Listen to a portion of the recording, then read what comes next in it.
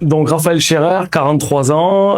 Aujourd'hui, je travaille pour le club de Blackburn Rovers en tant qu'en charge du recrutement des emerging talents pour les Rovers depuis maintenant 1 an. Donc j'entame ma 2e année. Auparavant, j'étais au club de Sochaux pendant 17 ans, en charge de responsabilité du recrutement des jeunes, des pros, enfin voilà, avec diverses fonctions pendant 17 ans. Et maintenant, je travaille pour les Anglais. Ma expérience m'a permis de vivre quelques bons moments et quelques belles histoires, notamment une, précisément celle de Tierno Barry, aujourd'hui à Everton, qu'on a recruté au club de Toulon lors du Covid. Et il se trouve que c'était une belle expérience parce qu'il est arrivé chez nous 1 an. Ce grand bonhomme a refusé de signer pro chez nous pour aller faire des essais en Belgique à Beveren. Et puis après, on connaît tous la suite.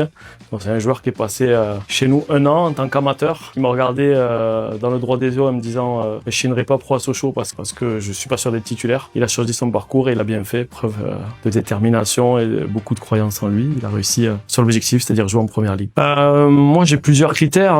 Le critère numéro 1, indépendamment des critères athlétiques que tout le monde connaît, le rapport à la taille, au poste, la vitesse, la force, la puissance, l'endurance. Je pense que le dénominateur de tout ça, c'est quand même l'intelligence. On peut être un footballeur, on peut être un footballeur athlète, mais si on n'est pas intelligent, il me semble compliqué de pouvoir durer au très haut niveau sans cette capacité, cette qualité première. Moi, à titre personnel, j'ai pas fait des coups.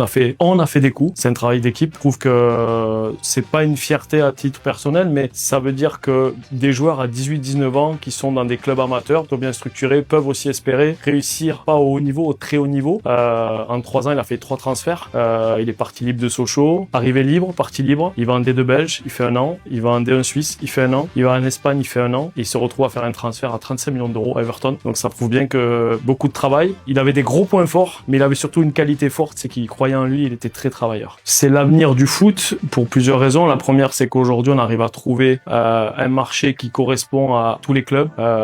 Chacun a ses prix, a son budget pour investir. Et je pense que si tu travailles bien en Afrique, tu peux trouver le joueur adapté à ton projet financier, adapté à ta structure sportive. Il y a des pays émergents, forcément, et des pays qui ont maintenant la culture de la vente, notamment le Sénégal, qui a des très bons joueurs dans chaque région et qui ont maintenant pris l'habitude de vendre cher leurs joueurs.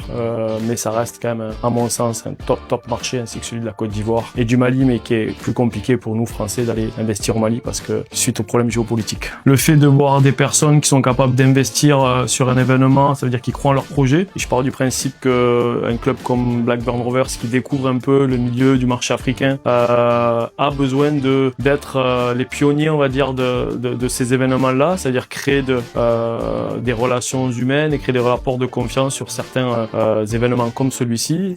Et créer peut-être une relation privilégiée avec les responsables, notamment sur le marché du Ghana, pays anglophone, donc ça peut être très intéressant pour nous. La seule vérité, c'est qu'il n'y a pas de vérité. C'est que la data est complémentaire à l'œil. La data nous amène à prendre des décisions, notamment sur l'aspect budgétaire. Ça permet de positionner un prix par rapport à des références, mais personne ne remplacera l'œil. Ce sont des recrutements, notamment sur le continent africain, de projets de développement. C'est pas des joueurs que tu vas faire pour qu'ils soient titulaires demain. Par contre, c'est des joueurs sur lesquels tu vas investir et accompagner pour faire d'un potentiel joueur remplaçant un titulaire indiscutable et peut-être pour un club comme nous une belle vente.